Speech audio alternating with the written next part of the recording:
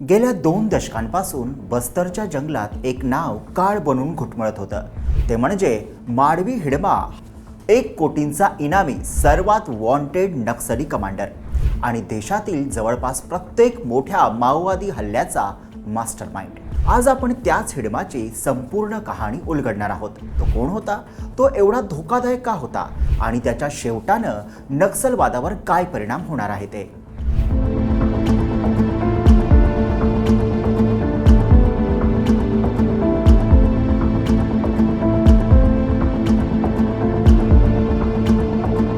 आज आपण त्याच हिडमाची संपूर्ण कहाणी उलगडणार आहोत. तो कोण होता, तो एवढा धोकादायक का होता आणि त्याच्या शेवटानं नक्सलवादावर काय परिणाम होणार आहे ते.